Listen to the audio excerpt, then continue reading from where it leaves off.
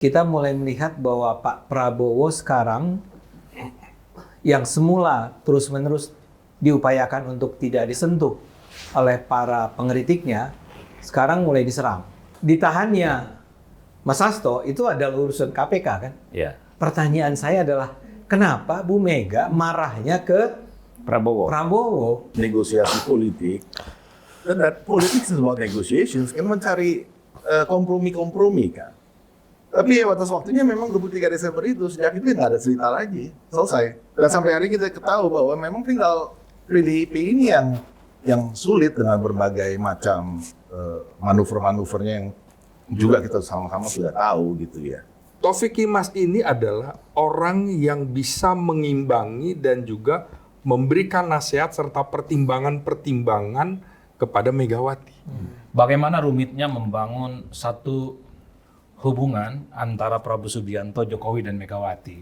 Tidak ada pernyataan resmi dari kubu Gerindra officially terkait dengan boykot ini. Yang ngomong cuma Kemendagri kok. Bu Mega selama ini visi misinya kan kepartaian. DNA-nya kekuasaan, Pak Depan.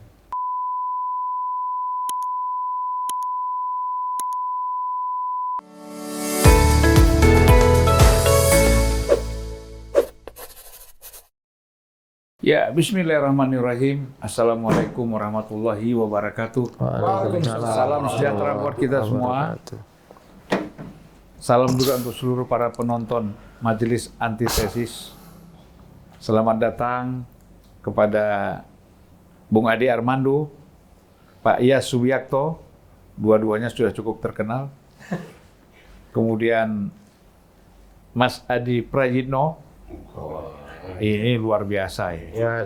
Lebih terkenal lagi ini. Ya, ya dia terperdaya. Oke. Kemudian Mas Nyarwi, ini jauh-jauh dari UGM datang. Ya, Bang. Mas Selamat Ginting, Ya. dekat sebenarnya kampusnya di sini, di kampus UNAS. Oh, iya. Nah, yang terakhir ini adik kita, adik kita Mudius. KTP-nya diedit. Nah, yang paling jauh ini Mas Joseph Wenas, ya. Jauh tapi terasa dekat, Mas Joseph. Selamat ya, Mas Joseph. Selamat buat kita semua. Ya. Kita ini sebenarnya Majelis Antitesis ini sudah lama tidak mengudara, ya. Dan rata-rata mungkin cuman Pak Iyas sama Mas Ginting aja yang belum pernah ke Majelis Antitesis ini ya. Iya. Nah, kita sebenarnya di sini tidak pernah membahas yang berat-berat, bahas yang ringan-ringan, walaupun nanti pertengahannya berat. Jadi sebenarnya ini kita bukan mengulangi ya, mencoba membahas isu-isu yang memang sudah berkembang, tapi kan biasanya Adi ngomong sendiri, Nyarwi ngomong sendiri, Mas Ginting ngomong sendiri, apalagi Budius sedang sendirian, kan? Sor sendiri. Kemudian Pak Iyas dan Bung Ade juga, saya juga tuh ngomong sendiri, ya. Mas Yosef juga. Nah, jadi kita di sini coba semacam kita ulas kembali lah perkembangan itu. Memang pertama yang lagi rame itu kan pidatonya Prabowo itu di HUT Gerindra itu satu. Kemudian ditambah lagi dengan penahanan Hasto. Ya. Lalu ditambah lagi gasnya. Pelarangan Ibu Megawati PDIP terhadap kepala daerahnya. Ya kan? Nah, banyak lagi kalau kita mau tambah-tambah isu korupsi Pertamina 193 triliun. Ya kan? Saya rasa ini juga Indonesia gelap itu sebuah isu besar. Ya itulah artinya semuanya itu kan dirumuskan dalam soal kegelapan. Ya. Nah, kita ini mau bicara soal keterangan. Ya kan gitu, bagaimana yang gelap itu mau diterangkan lagi. Ya kan? Nah, tentu dengan berbagai alasan lah. Dan masing-masing memang mempunyai latar belakang pemikiran.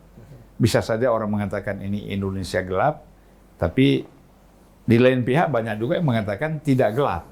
Itu kan artinya orang mempunyai kebebasan ya untuk mengutarakan pendapatnya dan sikapnya.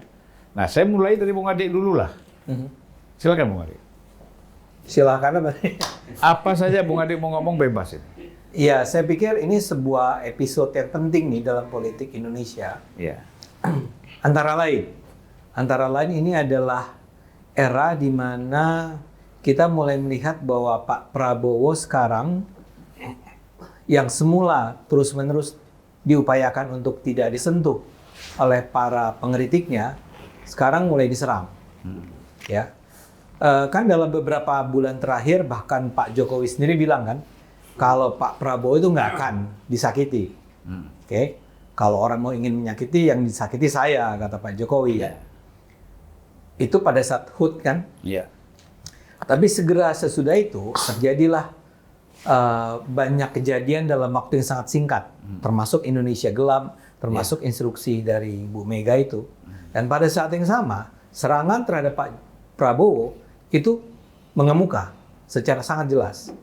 Yang saya pikir itu dimulai dengan, mungkin kata dimulai itu tidak terlalu tepat, tapi antara lain yang penting adalah ketika Bu Megawati menyatakan jangan datang. Walaupun sekarang katanya pada hari ini, pada saat kita berdiskusi ini sudah mayoritas orang PDIP akhirnya datang. Hari keempat hadir. Hari keempat, ya. Saya nggak tahu apakah masih ada yang nggak datang ya. Dan dinyatakan nggak lulus. Oh iya, harus mengulang. Harus mengulang. Iya, betul. Itu kan statementnya Mendagri ya. Ya, statement Mendagri. Tapi yang terpenting adalah, ini adalah sebuah serangan menurut saya. Untuk pertama kalinya, Bu Mega menyerang Pak Prabowo. Ya. Pemerintahan Pak Prabowo. Sesuatu yang ironis menurut saya. Karena kan sebetulnya Pak Hasto, ini kan masalahnya Pak Hasto, ini kan, Mas Hasto. Mas Hasto itu kan ditahannya oleh KPK. Kan nggak bisa dong kemudian kita menyalahkan Prabowo atau siapapun menyalahkan Prabowo atas keputusannya KPK. Kita semua tahu KPK sudah mengejar Hasto dari 5 tahun yang lalu. Baru sekarang mereka memperoleh kesempatan untuk akhirnya menyelidiki Mas Hasto dan menyatakan dia sebagai tersangka, dan sekarang kemudian dia bilang ke KPK dia layak untuk ditahan.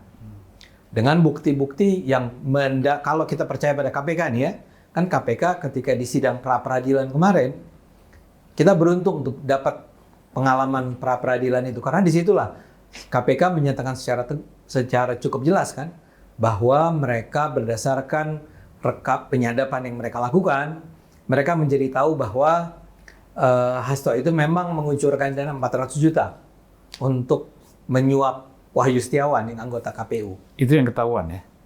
Itu yang dinyatakan. Nyatakan. Secara tegas oleh orang-orang KPK, Biro Hukumnya KPK. Jadi ditahannya Mas Hasto itu adalah urusan KPK kan? Iya. Pertanyaan saya adalah, kenapa Bu Mega marahnya ke Prabowo? Ya. Ya biar gimana pun kita tahu menurut Undang-Undang KPK yang baru, KPK itu adalah eksekutif. Tapi kan biar gimana pun kita cuma tahu bahwa dia berada di bawah presiden, tapi tidak menjalankan perintah presiden kan. Kalau kita mau adil, kita mau fair, kita bilang bahwa ya KPK tetap independen dan dia tidak diperintahkan oleh Prabowo kan. Nah sekarang serangan dari Bu Mega terhadap Prabowo itu seperti mengisyaratkan bahwa di mata Bu Mega dan juga PDIP jadinya itu yang bersalah, atau paling tidak Prabowo turut bersalah dalam hal ini. Karena itu jangan datang. Walaupun beberapa hari kemudian akhirnya dibilang datanglah. Ya, Bung Andi, sekarang kita ke Mas Jo. Mas Jo, kenapa kok justru Ibu Mega atau PDIP ini marah ke Prabowo? Oke, saya mungkin sedikit berbeda dengan Bang Ade Armando ya dalam melihat fenomena ini. Sebab ya barangkali saya lebih ke apa yang disebut realistic schools gitu ya, skolastika realisme. Tadi udah disinggung bahwa memang KPK itu kan penegakan hukum yang ada di rumpun eksekutif kan, dia tidak di yudikatif, dan oleh karena itu memang berada di bawah kendali eksekutif. Itu yang pertama. Nah dari realitas ini memang politik is about bargaining, itu fakta di belakang layar yang suka atau tidak. Jadi kalau kita tarik panjang, memang ini kan persoalan yang bermula dari Pilpres tentu saja, kontestasi. Tapi Pilpres selesai kan sebetulnya rekonsiliasi, dari kontestasi kan ke rekonsiliasi. Dan itu mulai diupayakan sejak KPU itu kan menyelesaikan perhitungan suaranya ya. Nah, itu di bulan Maret. Jadi sejak itu Pak Prabowo itu adalah kandidat nilai dan beliau mulai merangkul kan sebetulnya semua kontestan pesaingnya yang tidak satu policy. Dan sampai hari kita ketahui bahwa memang tinggal PDIP ini yang sulit dengan berbagai macam manuver-manuvernya yang juga kita sama-sama sudah tahu gitu ya. Kalau yang lain kan dengan mudah, Caimin itu kan mantan selingkuhan mudah balik gitu ya. Lalu Pak Surya Paloh juga gitu ya. Jadi tinggal satu-satunya ini dan ternyata ini kan memang kemudian dimainkan oleh kubu sekjen ini dengan segala kepentingannya. Ya barangkali kita bisa bahas dalam sesi tersendiri, tapi artinya sejak Maret sampai memang batas waktu yang menurut pengamatan kami itu sejak sebelum sprindik keluar. Jadi ketika 23 Desember sprindik keluar itu sudah selesai sebetulnya. No more negotiations. Jadi artinya memang terjadi fenomena di belakang layar, negosiasi politik. Dan politik is about negotiations, kan mencari kompromi-kompromi kan. Tapi ya batas waktunya memang 23 Desember itu, sejak itu nggak ada cerita lagi, selesai. Jadi memang sekjen ini harus out dari struktur PDIP. Itu nggak bisa ditawar-tawar. Oleh karena itulah, kalau kita saksikan perkembangan terakhir, terutama sejak Hasto ditahan, itu kan 20 Februari, itu hanya dalam hitungan barangkali 1-2 jam keluar ini kan yang instruksi 7294 itu kan. Ya. Ini kan bargaining. Dan kalau kita amati strukturnya ini kan sangat sekjen gitu ya. Line to takes-nya ya di instruksi ini kan. Dan memang dikaitkan dengan soal sekjen kan. Artinya meminta para kader untuk menunda, tapi kan kausanya adalah soal sekjen kan. Jadi ini masih nyambung gitu loh. Hanya kemudian setelah itu keluar kita tahu bahwa ini sesuai dengan nama fullnya, itu pun menjadi tesis ya. Tadinya antitesis dari persoalan bargaining politik itu, tapi sekarang menjadi tesis tersendiri nih, instruksi 7294 yang ternyata antitesisnya kita lihat nggak efektif. Tadi sudah sempat disinggung, saya pakai datanya Pak Mendagri ya supaya valid ya, karena beliau kan IO-nya ya. Jadi sampai hari ini kalau kita lihat seharusnya kan ada 97 kader PDIP dari 503 kepala daerah. Ini kan sesi batch utama kepala daerah, bukan wakilnya kan.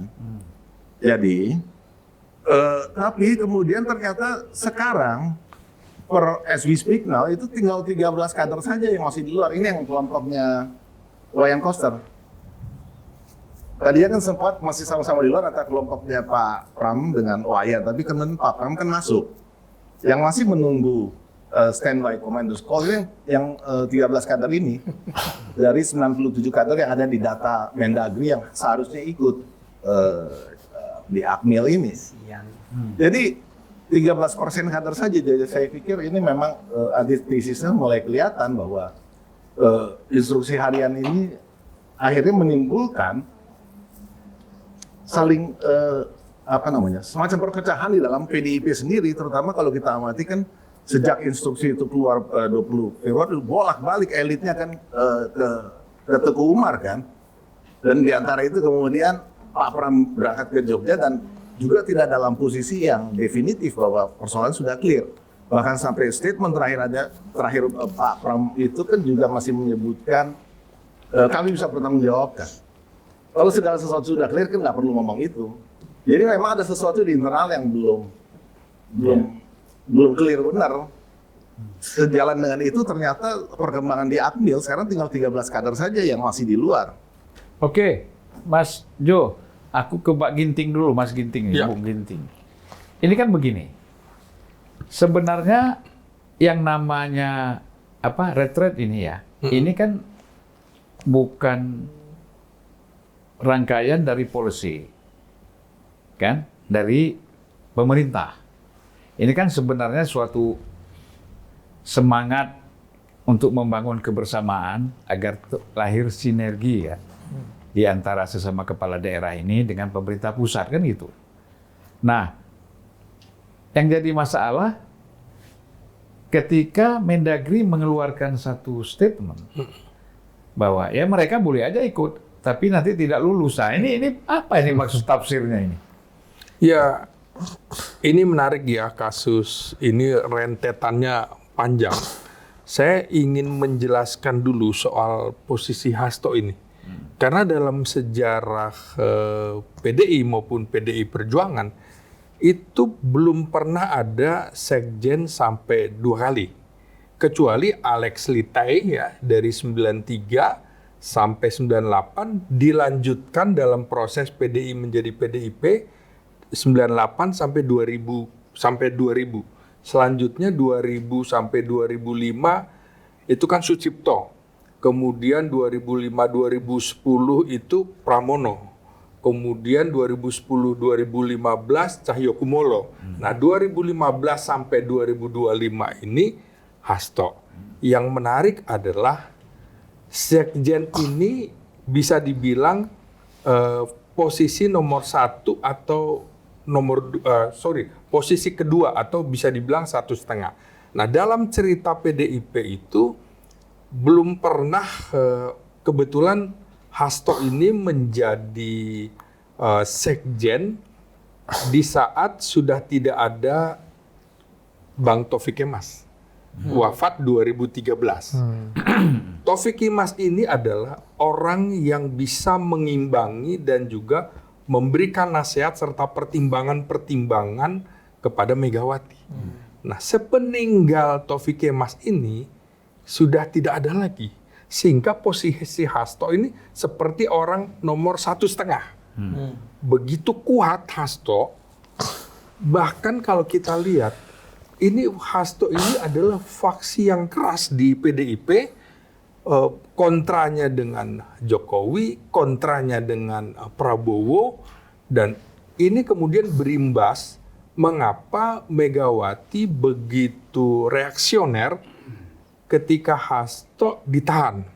Pada saat Hasto dijadikan tersangka, itu masih bisa diterima. Nah, politik itu kan bukan ruang hampa. Jadi saya melihatnya sejak awal, sejak keputusan MK nomor 112 tahun 2022 bahwa seharusnya komisaris KPK ini, panselnya itu ditentukan oleh presiden terbaru 2024-2029, bukan oleh presiden lama Jokowi. Nah, saya kira dari awal ini bom waktu nih, tinggal menunggu pecahnya sekarang. Jadi sesuatu yang memang sudah dikhawatirkan pecah. Saya tidak yakin tidak ada komunikasi antara Megawati dengan Prabowo. Komunikasi kan tidak harus secara terbuka, tapi bisa saja kemudian berbicara lewat telepon dan lain-lain. Nah, ini kan alurnya kalau kita lihat ya, begitu ini tersangka, saya coba menjelaskan pasal-pasal yang belum tentu benar. Karena begini mulainya, kira-kira Megawati ada di Vatikan, Megawati kemudian umroh ya, lalu Jokowi ke Uni Emirat Arab ya, pulang tanggal sekitar 7 Februari. Ini posisi sudah tersangka nih ya. Saya kira ada TikTok antara 3 tokoh besar, Jokowi, Prabowo, dan Megawati. Di situ ada sebuah pertarungan, kemungkinan saling bujuk. Kira-kira begini ya. Tadi sudah dijelaskan bahwa apapun KPK juga punya hubungan vertikal dengan presiden. Nah, barangkali sebelumnya sudah ada kontak Megawati dengan Prabowo tentang nasib si Hasto ini gitu kan. Begitu itu ditahan, mungkin kecewa begitu ya. Maka kemudian kan pertanyaannya tadi, kenapa Megawati marah kepada Prabowo? Nah, kira-kira begitu ya. maka barangkali, loh kok ini bisa sampai ditahan? Nah, bisa jadi juga lepas kontrol dari Prabowo, KPK tidak lagi bisa dikendalikan. Ya karena kecurigaan publik waktu itu, ini bisa dipersoalkan karena melanggar keputusan MK nomor 112 tahun 2022 bahwa ini pansel bisa batal. Nah, ini akhirnya menurut saya juga bisa menjadi bumerang dalam sistem hukum dan sistem kenegaraan kita. Nah, karena itu menurut saya ini sinyal dari Megawati kepada Prabowo, loh kalau begini caranya, ingat nggak, Megawati pernah bicara pada saat ulang tahunnya atau apa, dia bilang begini, saya ingin sebenarnya bicara dengan Prabowo Subianto dalam kapasitas sesama ketua umum partai politik. Ya. Nah, kalau misalnya anak buah Pak Prabowo diperlakukan semena-mena, kira-kira terima apa enggak? Nah, Megawati memberikan pesan jangan perlakukan Hasto semena-mena, karena ada juga tuntutan-tuntutan publik kepada KPK, misalnya untuk memeriksa Jokowi atau keluarganya. Kenapa ini tidak diproses? Jadi ada perlakuan tidak adil. Makanya kemudian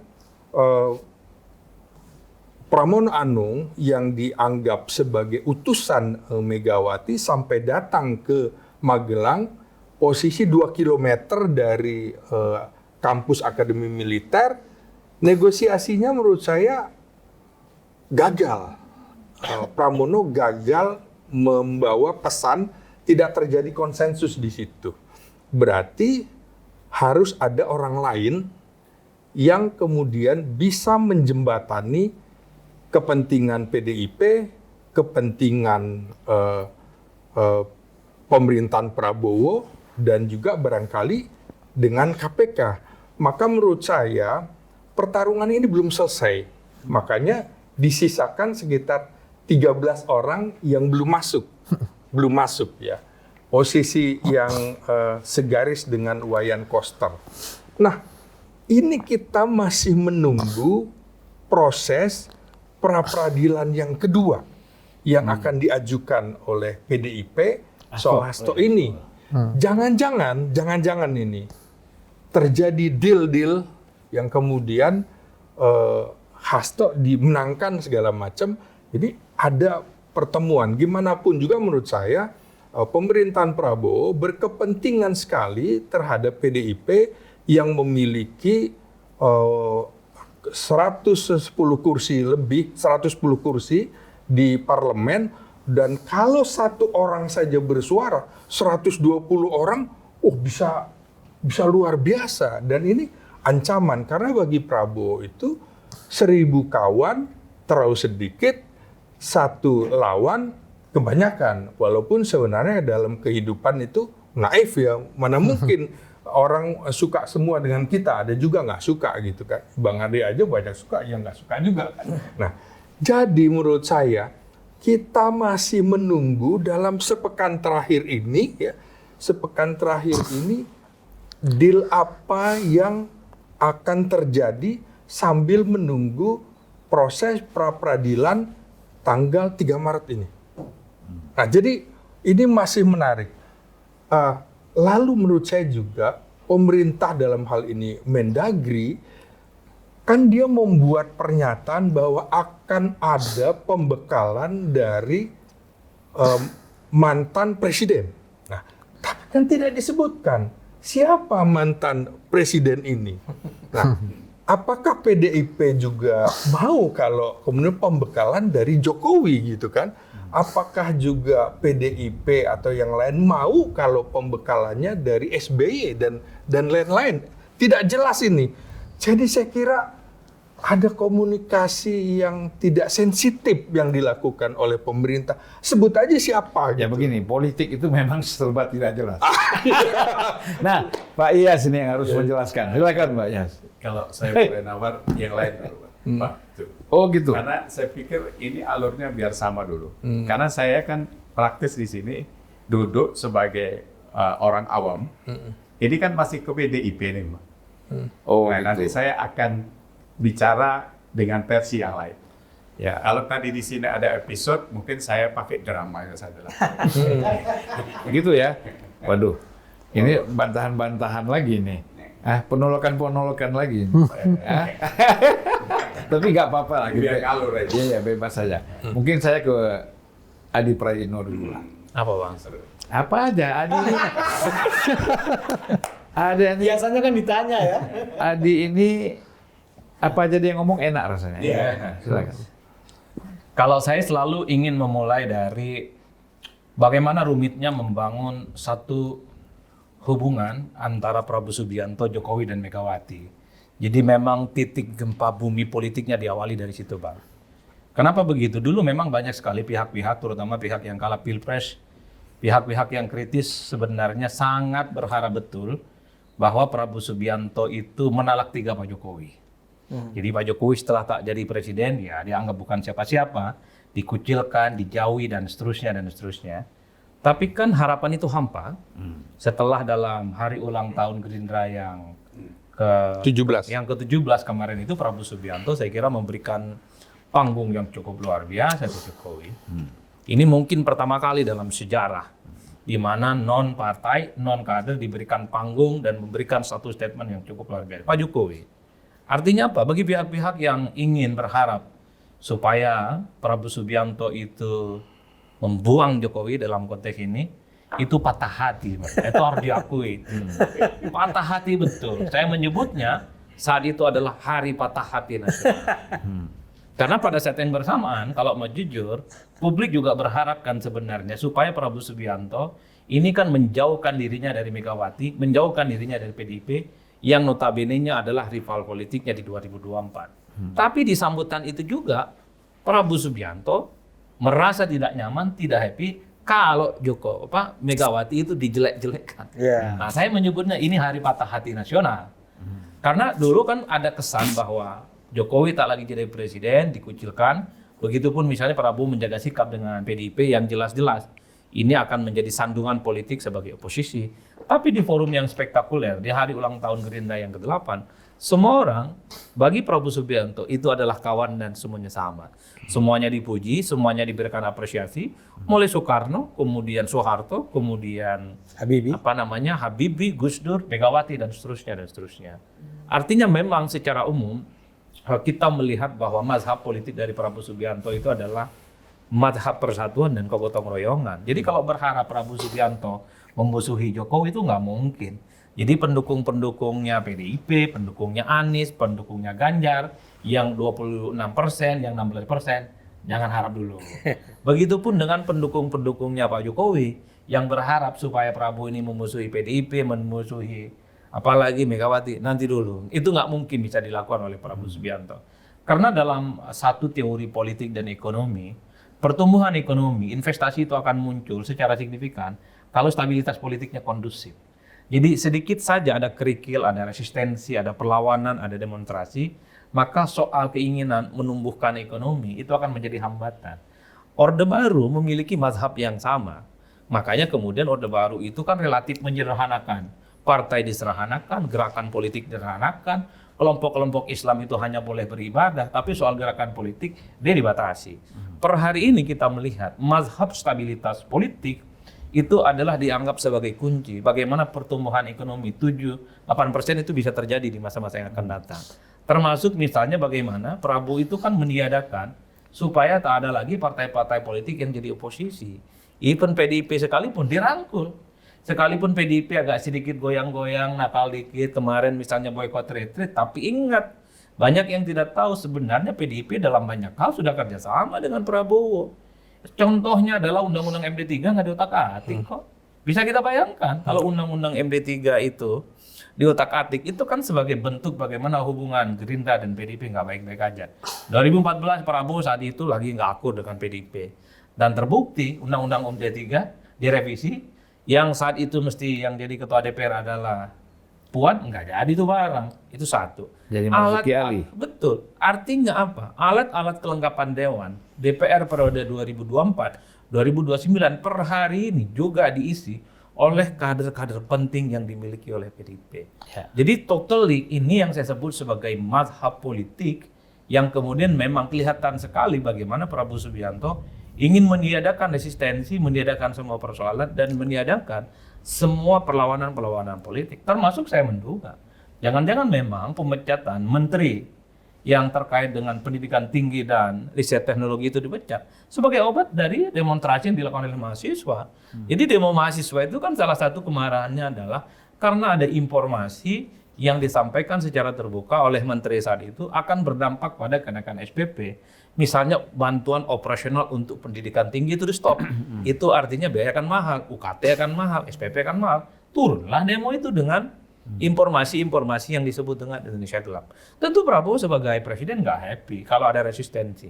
Maka ditunjuk dengan rektor yang baru, maksudnya ditunjuk dengan menteri yang baru, tujuannya adalah supaya mahasiswa-mahasiswa yang protes salah satunya bisa diredakan dalam konteks ada kepastian biaya kuliah, biaya UKT, operasional pendidikan itu tidak terganggu oleh efisiensi. Jadi di situ memang huru-hara dan gempa politiknya.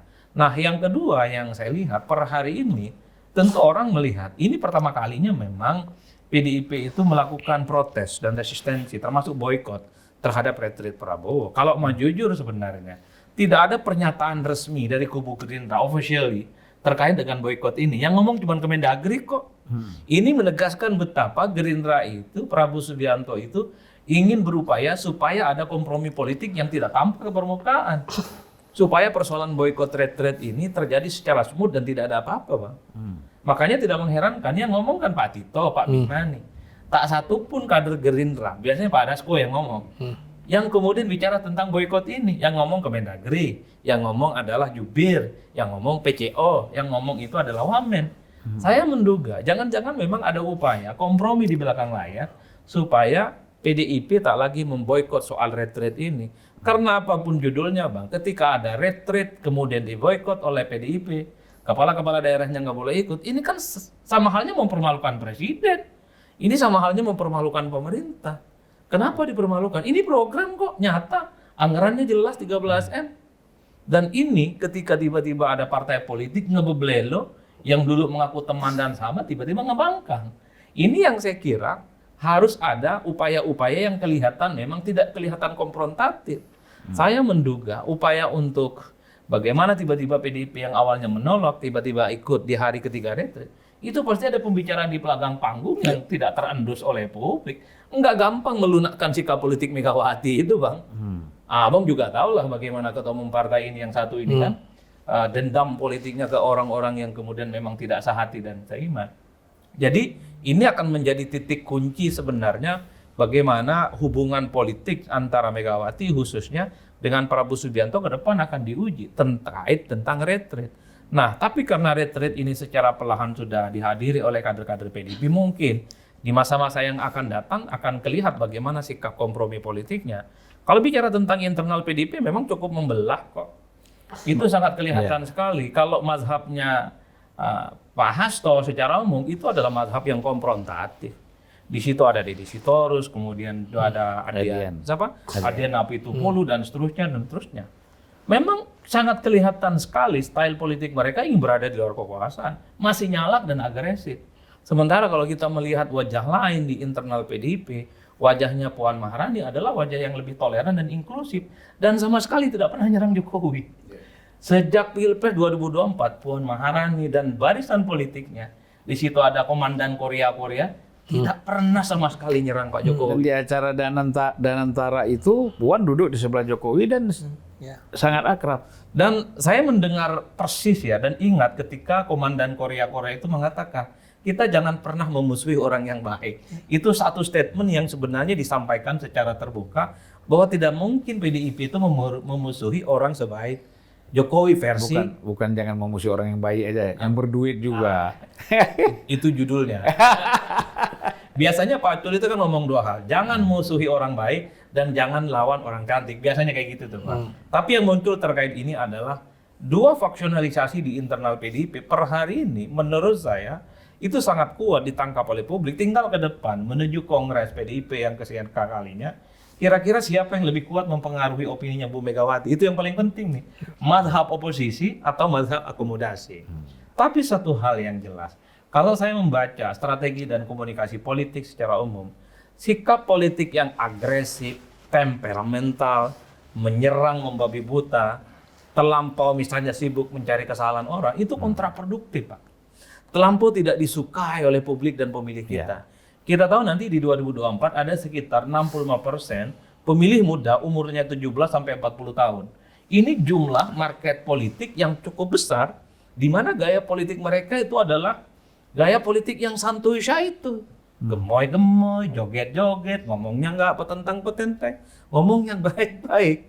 Ini juga pasti difikirkan oleh PDIP. Artinya apa? Sikap resistensi, sikap galap seperti yang ditampilkan sejak zaman dahulu misalnya, Orde Baru ataupun ketika jadi oposisi di zaman SB, mungkin saat itu masih termakan oleh pemilih karena saat itu profil demografinya hampir mayoritas 80% adalah zaman kolonial, Pak. Adalah kelompok-kelompok pemilih lama yang sangat ideologis bahwa berpolitik itu harus tampil gegap gempita, kepalkan tangan, tunduk ditindas atau bangkit melawan. Anak-anak muda sekarang nggak begitu jalur ceritanya. Jadi secara politik elektoral, gaya komunikasi politik yang agresif, ya itu tidak disukai pada level pemilih di bawah. Bisa dicek anak-anak muda sekarang, nggak suka mereka. Itu yang sepertinya sedang difikirkan dalam konteks bagaimana personifikasi politik PDIP ke depan di masa-masa yang akan datang. Nah yang kedua tentu di Indonesia ini ada kecenderungan menjadi oposisi itu berjalan di tempat yang sunyi. Nggak punya teman, nggak punya sahabat, nggak punya kawan, dan seterusnya. Pernyataan AHY hari ini kita dengarkan ketika menyampaikan sambutan dalam Kongres Partai Demokrat yang ke-6, kan AHY mengamplifikasi, mengulang betapa pahitnya menjadi oposisi, Bang. Dikucilkan, dimusuhi, jadi common enemy, dan bahkan partainya hampir wassalam. Mau digodeta dan mau dibegal. Dan itu juga menjelaskan sebenarnya bahwa menjadi oposisi di negara kita itu nggak populer. Secara politik dia akan miskin, tidak punya akses terhadap sumber daya ekonomi, karena kita tahu bahwa sumber daya ekonomi ini adalah modal utama bagi partai untuk hidup, untuk establik. Sumber daya ekonomi yang dimaksud itu adalah dengan cara menempatkan kader-kader terbaik mereka menjadi menteri, wakil menteri, dan jabatan-jabatan strategis lain di negara kita. Tujuannya adalah fundraising dan menghidupi partai. Kalau jadi oposisi, salam, Pak, aksesnya, Pak. Kalau tidak di eksekutif, biasanya yang direbutkan itu adalah komisi-komisi basah yang ada di DPR. Komisi 1, Komisi 3, Komisi 7, Komisi 11, dan seterusnya, dan seterusnya. Badan anggaran. Termasuk Banggaraan. Itu adalah bagian dari fundraising dari partai politik. Badan anggaran masih ke PDIP ketuanya. Betul. Jadi tidak mengherankan sebenarnya kalau per hari ini sekalipun partai-partai yang kalah pemilu, kalah pilpres, itu cenderung tidak mau untuk menjadi oposisi. Nah, itulah yang saya sebutkan. Saya ke depan, memang ke depan, sebisa mungkin sepertinya Prabowo Subianto dan Gibran itu akan menekan bagaimana tampilan ke muka itu adalah supaya tidak ada resistensi dan tidak ada perlawanan apapun, baik dari partai, baik dari mahasiswa, baik dari ormas, dan seterusnya, dan seterusnya. Ormas ini selesai dengan IUP bagi saya, karena tidak mungkin ormas ini akan nyalak setelah diberikan konsesi tambang misalnya untuk mengelola dan menjadi fundraising. Nah, yang paling penting sebenarnya ke depan adalah di tengah kondisivitas politik yang menurut cukup luar biasa, semua partai politik sami'na wa ta'na, semua pegiat-pegiat demokrasi dan ormas-ormas besar menjadi bagian dari kekuasaan politik pemerintah. Yang paling penting adalah bagaimana semua janji-janji politik Prabowo Subianto dan Gibran itu harus tuntas, Pak. Karena kerikil-kerikilnya sudah hilang kok. Nggak ada yang protes, nggak ada yang demo, nggak ada yang nyalak di parlemen. Itulah yang saya sebut Indonesia Gelap yang disampaikan oleh mahasiswa kemarin. Itu sebenarnya adalah trigger bagaimana warning di masa-masa yang akan datang. Persoalan ekonomi itu menjadi persoalan utama. Karena persoalan politik sudah selesai. Persoalan konsolidasi sudah selesai. Persoalan rangkul-merangkul sudah selesai.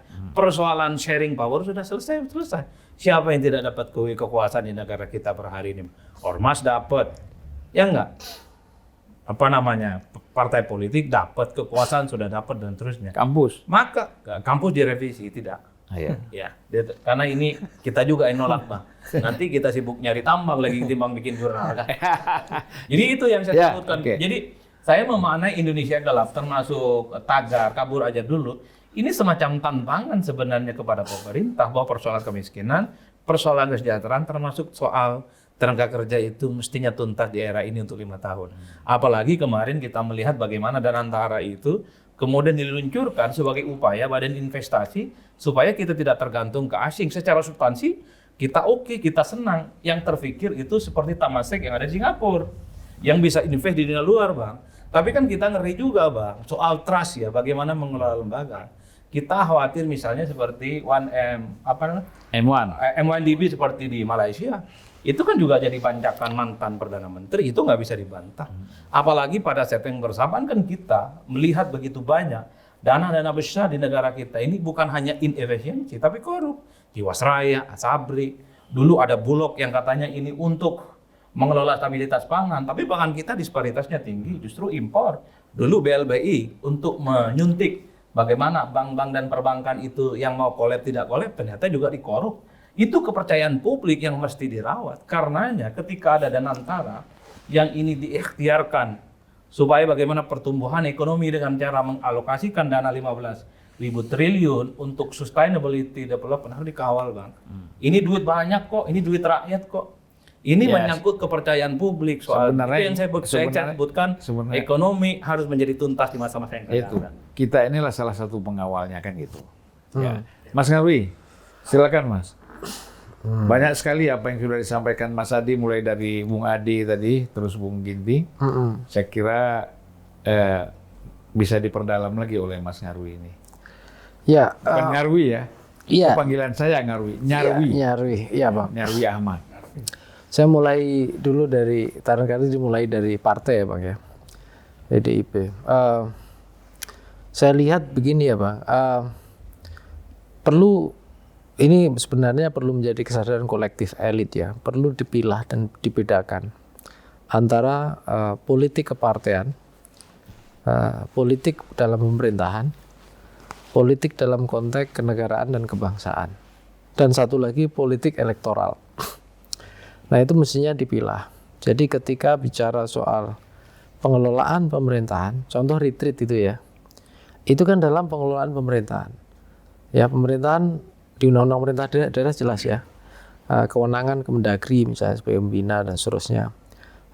Kemudian juga yang disebut kepala daerah itu kan ya pimpinan kepala daerah, pemerintahan daerah, kepala daerah dan DPRD misalnya, itu jelas.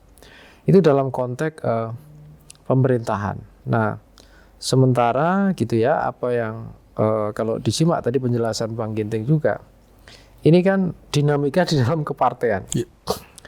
Nah, seringkali ini nggak klop semua, Bang. Partai itu seperti jalan maunya dengan logika partai, yang ini nggak nyambung. Ya, dalam konteks pemerintahan. Padahal yang dibutuhkan seorang dalam pengelolaan pemerintahan itu kan leader yang kompeten, leader yang ngerti daerahnya, leader yang melayani, dan setelah itu yang sering disampaikan Mendagri maupun Wamennya. Nah, kita seringkali karena dalam berpolitik seringkali kurang dewasa gitu ya, itu tidak mampu gitu ya, kapan gitu ya, dalam konteks politik kepartean memang harus dijaga kepentingan maupun orientasi tujuannya, tetapi sisi lain karakter partai dalam pengelolaan pemerintahan dan orientasinya itu juga harus ditonjolkan, sikap-sikapnya, pilihan-pilihannya. Kita belum bicara soal politik kenegaraan ya dalam ini ya. Kalau bicara Danantara itu salah satunya nanti bisa jadi lari ke sana. Nah, idealnya gitu ya, ya kan sebenarnya contohnya agak kurang nyambung. Tadi Bang Ade menyampaikan ya, protes terhadap sikap kebijakan KPK itu lembaga negara walaupun eksekutif dalam konteks itu pemerintahan, kemudian direspon dengan partai walaupun yang jadi objek sekjen partai gitu ya. Ini kan makanya itu banyak yang mengatakan ini proses hukum, kenapa kemudian yang muncul respon politik kan gitu. Mestinya respon hukum kira-kira gitu. Logikanya dipilah begitu.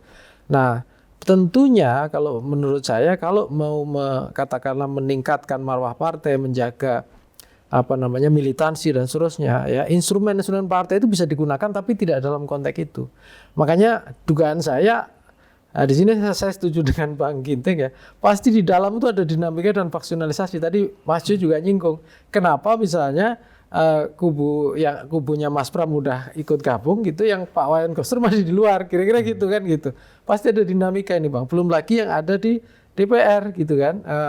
Itu juga faksionalisasi PDIP juga banyak. Mbak Puan beberapa kali kayak kemarin juga kelihatan duduk di acara Danantara dengan Pak Jokowi misalnya begitu. Jadi saya kira gitu dalam konteks di sini langkah yang dilakukan PDI Perjuangan kemarin ya dengan merespon gitu ya penetapan Pak Hasto itu, kemudian dengan cara pemboikotan itu nggak tepat. Ya, logika itu nggak nyambung gitu loh. Mestinya ada cara lain gitu ya. Kurang tepat tuh nggak nyambung gitu. Nah, justru malah menurunkan dan mempersulit sebenarnya ya para kader-kader PDI Perjuangan ini yang kemudian menjadi kepala-kepala daerah. Di banyak itu kan banyak informasi kan Bang ya. Bagaimana daerah-daerah itu ketergantungannya ke pusat luar biasa tinggi, dan kepala daerah harus cari akal. Misalnya memastikan gitu ya di tengah efisiensi dia bisa bekerja gitu ya. Kemudian tidak terjadi PHK dan lain-lain gitu. Nah, itu kan saya kira juga menjadi problem tersendiri kalau otoritas kepala daerah itu katakanlah katakanlah dihambat atau dipersulit ya. Walaupun di situ di undang-undang kita itu juga undang-undang yang masih parsial juga Bang. Parsial dalam arti gini. Undang-undang kepartean kita itu juga saya lihat ya, itu belum sepenuhnya terintegrasi dengan undang-undang atau tersinergi dengan undang-undang pemerintah daerah. Ya, belum juga dengan undang-undang kepemiluan. Ya, maksud saya kan sering terjadi argumen kan kalau kita simak teman-teman kita. Ya, kalau nggak ada partai politik yang nggak ada kepala daerah gitu kan, karena yang mengajukan partai politik, gabungan partai politik. Ya, tapi juga walaupun diajukan kalau nggak dipilih masyarakat juga nggak jadi kepala daerah kan gitu juga akan terjadi perdebatan itu. Nah, itu nggak bakalan selesai. Yang harus kita regulate adalah ketika misalnya seorang kepala daerah sudah terpilih, maka sesungguhnya mandat mana yang sebenarnya harus diutamakan, dikedepankan. Nah, itu juga harus diatur. Apapun partainya kasarnya, kalau udah jadi kepala daerah A ya berarti dia melayani kepentingan wilayah A. Nah, di undang-undang pemerintah daerah juga nggak ada yang mengatur itu, saya lihat. Ya, itu kan Pram sikapnya kan seperti itu. Ya betul, tetap. Waktu kampanye saya mengatakan saya bukan kepala gubernur PDIP. Saya gubernur rakyat Jakarta kan gitu. Dan itu memang dibuktikan oleh Pram. Iya. Nah, tetapi Bang, ini kan nggak ada eksplisit dalam regulasi yang memprotek para kepala daerah ini, sehingga ketika dalam dihadapkan pada situasi kasus seperti retreat di Magelang itu, mereka juga nggak punya dasar hukum, terombang-ambing, kan gitu. Nah, di sini yang selama ini yang kita lihat tuh kan kalau misalnya ada kepala daerah entah dia mengundurkan diri atau bahkan mungkin meninggal atau apa, baru rapatnya DPRD partai yang mengusulkan, tangkap tangan atau tentang KPK misalnya itu baru. Tetapi yang kasus yang seperti ini itu nggak ada penegasan itu. Mestinya menurut saya nanti ke depannya itu harus ada regulasi itu yang mempertegas. Karena kalau nggak nanti menyulitkan loh teman-teman jadi kepala daerah, gitu, wakil kepala daerah, termasuk partai dengan partai koalisi sekalipun. Kan ini sahamnya ibaratnya nggak hanya partai yang utama juga, yang lain juga ikut. Misalnya kalau dia koalisi kan juga bareng-bareng gitu loh. Nah, itu satu. Terkait yang sama juga yang kedua misalnya ya, posisi Kementerian Dalam Negeri misalnya itu kan juga beberapa kan ada yang disorot gitu loh. Ini Kemendagri misalnya kalau nggak ikut, ya saya melihat sikap Kemendagri itu udah pas, tidak keras gitu ya, tapi tidak terlalu lunak. Kalau kita simak ya dari omongan Pak Tito, terus Pak Wamen itu udah enak ya, kita tunggu aja kita ini. Kenapa? Karena memang tidak ada regulasi yang memayungi bahwa walaupun itu di bawah pembinaan kementerian yang terkait yaitu Kemendagri, tapi tidak ada yang bisa katakanlah sanksi yang bisa digunakan karena dasar regulasinya juga belum kokoh. Kecuali ada impres misalnya yang diturunkan dari ini ya. Nah, di Indonesia dulu itu ada kita ini kan sebenarnya saya beberapa kali menyampaikan juga di media, kita ini konsepnya itu unitary state atau negara kesatuan, bukan negara federal. Nah, kalau negara kesatuan artinya siapapun yang jadi pimpinan di daerah itu bagian integral dari Republik Indonesia kan gitu. Ini negara kesatuan bukan negara federal gitu level manapun. Kecuali negara federal. Nah, itu lain lagi. Nah, kita negara kesatuan. Nah, implikasi dari negara kesatuan maka ini kan seperti Kalau gini, orkestrasi memimpin Indonesia gitu Jadi loh, Bang. kalau sikap PDIP yang melarang kepala daerahnya untuk ikut retreat ini, itu berarti ini PDIP memposisikan kepala daerah sebagai sebagaimana negara federal. Bisa nggak kita bilang gitu? Federal dalam arti bukan teritori, tapi federal dalam arti kekuasaan partai. Artinya apa? Ini ibaratnya sumber daya saya kok. Ya saya yang punya otoritas memanage. Ini SDM saya kira-kira gitu kan gitu. Kalau logika itu, Bang. Suka-suka saya gitu. Ya kira-kira kan gitu. Tapi kalau bayangkan, Bang, kalau Indonesia itu menganut federal dengan sistem multi partai yang kompleks begini, ini agak repot juga. Bayangkan nanti misalnya Kabupaten A penguasanya partai ini, Kabupaten C penguasanya ini. Ini federalisme tidak hanya pada level provinsi loh, Bang. Kabupaten kota. Ya lebih kompleks dan lebih bisa rumit. berujung pada masing-masing minta merdeka. Minta merdeka kan gitu, Bang. Nah, makanya kita itu udah di rel yang benar. Memang banyak kelemahan-kelemahan regulasi, cuma itu yang kemudian harus kita perbaiki gitu loh. Nah, tapi mindset itu yang paling penting ya. Ketika ya kayak kemarin, Mbak, ya, kita simak ya. Tadi Bung Adi menyinggung ada acara Demokrat ya. Pak SBY kan juga di situ dia ngomong, bahkan ke kadernya kan, kalau loyalitas yang paling utama itu ke negara, ya. Bahkan ketika misalnya dalam posisi menjalankan peran negara atau garis miring pemerintahan, maka loyalitas ke partai itu yang nomor 2 bukan nomor 1. Itu sikap Pak SBY model Demokrat gitu ya. Nah, tapi PDI Perjuangan ini memang tipikal partai yang luar biasa dibangun militansinya. Tapi dalam konteks yang satu ini, ya menurut saya itu kurang pas. Apalagi misalnya ada yang mengatakan ini strategi untuk menarik ulur bargaining, apa istilahnya negosiasi. Wah itu kurang tepat sekali kalau dalam konteks itu malah, Bang. Enggak, SBY juga nyinggung siapa aja. Selama jadi presiden nggak pernah cawe-cawe gitu loh, Pak. Oh iya, dia juga nyinggung itu juga, tentu saja. Ini nyindir-nyindir terus SBY. Bukan. Kamu kalau ini bisa panjang kalau sampai cawe-cawe ini ceritanya. Oke. Pak, saya entar nanti Sebentar, Bang. ini kan kita ini kan ada host, ada co-host. Tamu kehormatan. Nah, tamu kehormatan kita itu adalah Bung Budius. Pertama, dia silakan memberikan satu pandangan-pandangan, dan kedua langsung aja apa yang mau ditanyakan ke Pak Iyas. Lempar nih ya. Jadi honoris causa ini. Iya. Silakan Budius. Ya, saya kan langsung cabutan ya. Terima kasih Bang Zulpan. Posisi saya lebih kurang sama sebenarnya dengan Pak Iyas. Tapi Lah Pak Iyas belum ngomong loh. ya enggak, tadi kan penjelasannya dan nempel. Makanya duduknya kita jadi dekat ya. Dalam kapasitas saya sebagai jurnalis, saya pikir melihat situasi sekarang, sebenarnya pilihan dari pemerintah, artinya Presiden Prabowo ini dengan anggaplah dengan PDIP sebenarnya sudah jelas sebenarnya konflik atau konsensus kan gitu loh.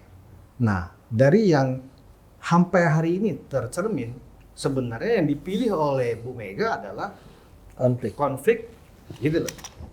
Kalau bahasanya Mas Yosef dalam beberapa kali kita ngobrol, Hasto dan Ibu ini sebenarnya sudah mengambil jalur sebagai orang ada di luar pemerintahan. Kalau kemudian itu implikasinya ketika Bu Mega mengeluarkan instruksi untuk para kepala daerah PDIP untuk tidak ikut retret, saya pikir itu bagian dari sikap yang sudah dipilih oleh PDIP.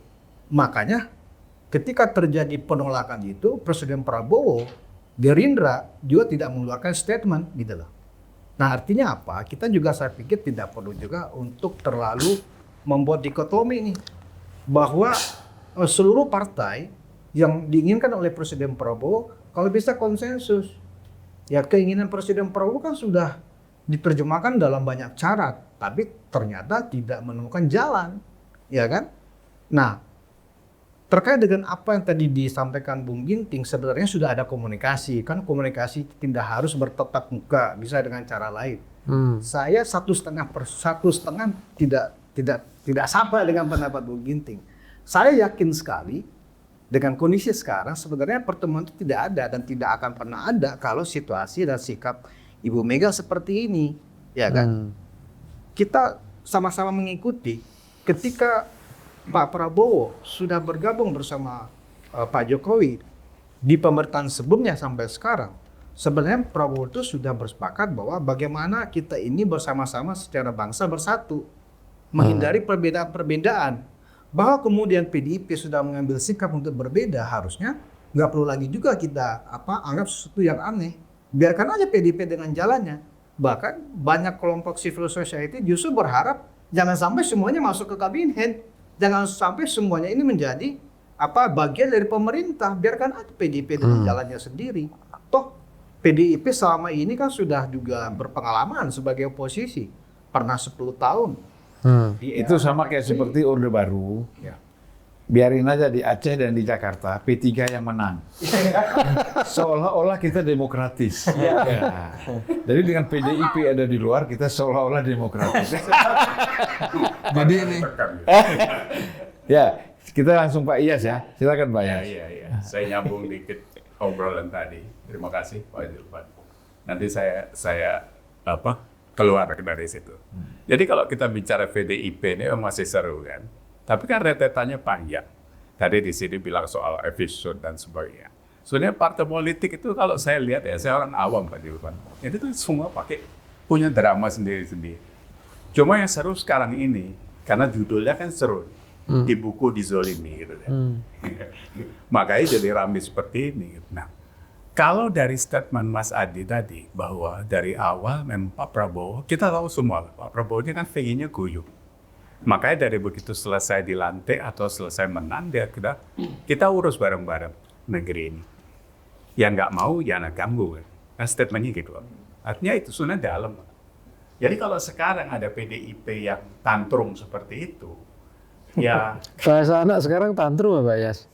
Bahasa anak sekarang tantrum. Apa tantrum itu sakit hati guling-gulingin. Jadi PDIP begitu ya?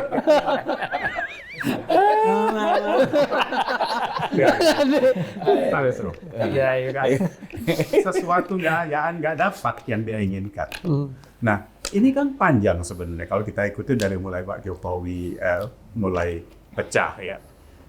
Sejak Pak Jokowi kan sebenarnya waktu itu saya bicara sama Pak Julpan kan. Jadi dari awal Pak Jokowi mendesain bagaimana Ganjar, bagaimana Prabowo, tapi jangan lepas. Habis itu ribut lah. Nah, yang salah ini sebenarnya style dan karakter Bu Mega itu kan terus dikompori. Sama ada yang namanya Adiana Pitupulu lah, Deddy Sitorus lah, sekarang Hasto. Jadi makin panas kan dia. Nah, kalau orang melihat sikap Bu Mega, saya sih orang awam. Memang ada salah satu karakter yang dia tidak bisa lepas. Karena latar belakang dia kan anak presiden.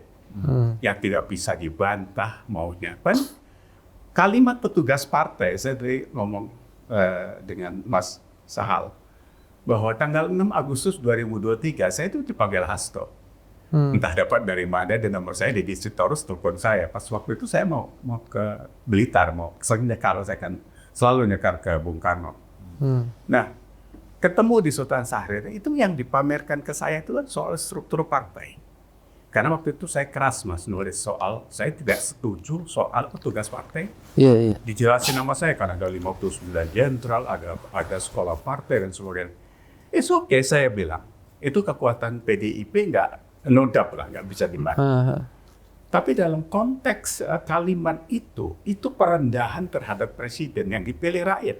86 juta memilih Pak Jokowi. Itu kalian abaikan begitu saja. Dan kalian bilang Jokowi petugas partai.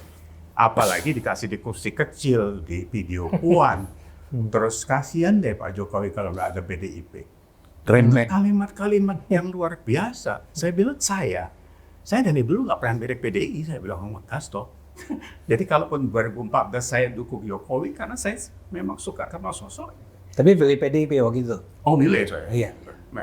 Supaya nggak berdosa banget. Nah, akhirnya dari situ saya terus ngikuti sampai hari ini. Jadi tadi konteksnya tadi puncaknya itu di masalah retreat itu. Sebenarnya retreat itu sendiri kan artinya kan refleksi ya. Jadi orang siapapun kalau masuk di situ kebersamaan, tafakur, untuk saling nanti kalau dia balik ke daerah 514 kepala daerah ini tahu visi misi. Nah, kalau Bu Mega selama ini visi misinya kan kepartaian. DNA-nya kekuasaan Pak Depan. Tapi kalau kita baca Jokowi, ya apalagi sekarang nyambung dengan Pak Prabowo, ya itu kan sebenarnya ya memang kebangsaan.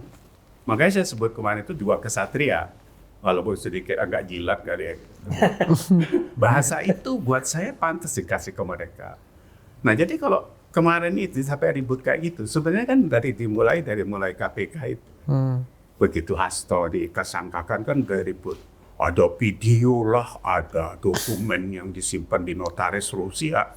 Saya bilang disimpan sama Putin, dimakan kucing lah.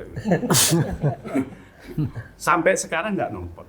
Bu Mega mau datangin KPK. Udah ada satu video. Udah Udah ada dia. Videonya Hasto. Tapi dia kan sendiri yang ngomong gitu. Saya pikir kemarin disorotin siapa yang korupsi ketahuan duit. Mana Bu Mega juga itu dia mau datangi KPK Kapolri. Hasto ditahan datang. Itu kan mau menjatuhkan nama dia. Ya. Lu ngomong aja lu. Retreat. Saya sorry Pak. Kalau hari ini ada siapapun orang PDI masuk ke dalam, ikut ngelempar tai mukanya orang itu. Kalau mau nggak ikut, nggak usah ikut sekalian.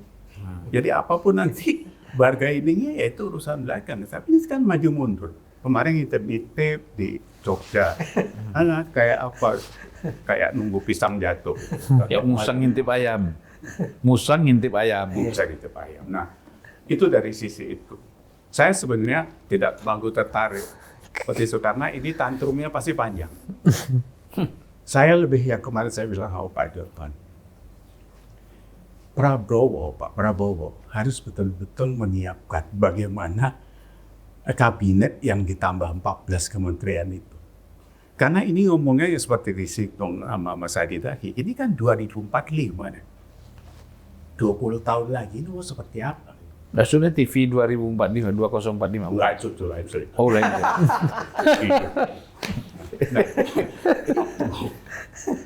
Dulu kita punya GBHN, saya sudah sampaikan kemarin. Walaupun dulu salah terus jadi garis besar haluan keluarga. Kan kalau kita bicara itu, sebenarnya dari sekarang itu, saya nggak tahu pilarnya apa. Itu kan harus di-spill, Pak. Kalau dulu kita nggak punya medsos. Sekarang ini harus tahu kita. Soalnya pemerintah ini, umpamanya kementerian ini, mau jadi apa di 2045? Saya sampai yupliin data, Pak. Saya tanya DeepSeek, saya tanya segala macam, nggak kedukun aja hari. Nah, data itu, Pak, itu mengkhawatirkan kita di 2045. Stunting. Jadi kalau ngomong kesehatan, stunting kita itu cuma menang sama Kamboja dan Afrika.